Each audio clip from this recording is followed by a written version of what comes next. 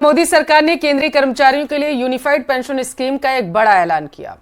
Modi cabinet ने UPS यानी unified pension scheme को मंजूरी दे दी है। 1 अप्रैल 2025 से ये यूनिफाइड पेंशन स्कीम लागू होगी।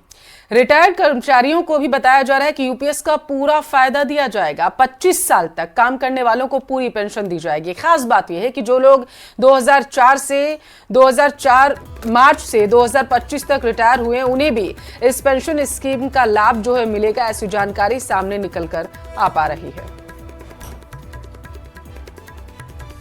तो देखिए, यूपीएस की 10 बड़ी बातों से भी आपको रूबरू करवाते हैं। दरअसल 1 अप्रैल 2025 से यूपीएस लागू होगी, ये जानकारी सामने आई है। और इसी के साथ ही केंद्रीय कर्मचारियों के लिए यूपीएस ये रहने वाली है और 25 साल तक काम करने वालों को पूरी पेंशन जो है वो मिलेगी।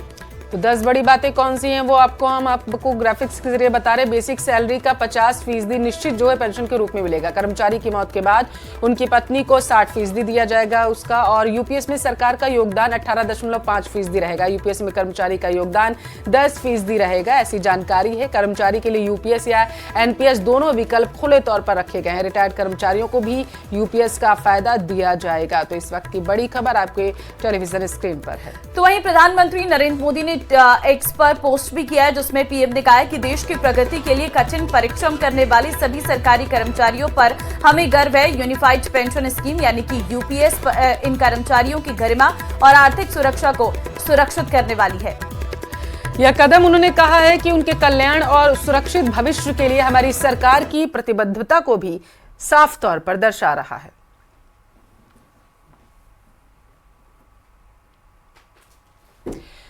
प्रधानमंत्री जी द्वारा आज केंद्रीय मंत्रिमंडल में एकीकृत पेंशन योजना को मंजूर दिए जाने पर हमारे केंद्रीय सरकारी कर्मचारियों को बधाई दी गई है। बताते चले, केंद्रीय गृह मंत्री अमित शाह ने ट्वीट किया और उन्होंने ये बातें लिखी। उन्होंने कहा कि इस योजना को मंजूरी देकर मोदी सरकार ने देश के शासन की रीढ़ मारे जाने वाले हमारे केंद्रीय सरकारी कर्मचारियों की वित्तीय सुरक्षा के प्रति अपनी प्रतिबद्धता को एक बार फिर से दोहरा दिया है।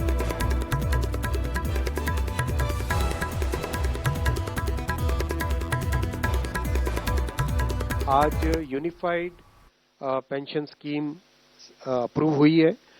ये स्कीम केंद्र सरकार के करीब 23 लाख कर्मचारी, करीब 23 लाख एम्प्लॉयज हैं, उनको इसका बेनिफिट मिलेगा।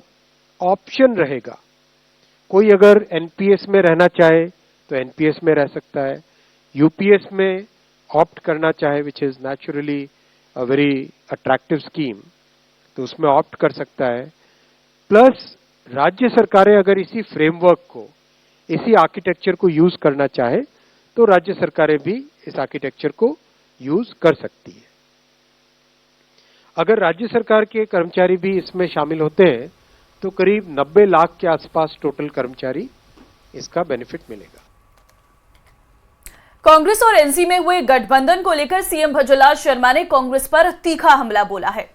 सीएम भजनलाल शर्मा ने कांग्रेस से 10 सवाल पूछे। क्या वह जम्मू कश्मीर में फिर से धारा 370 लाना चाहती हैं? आप रिपोर्ट में समझिए पूरा मामला।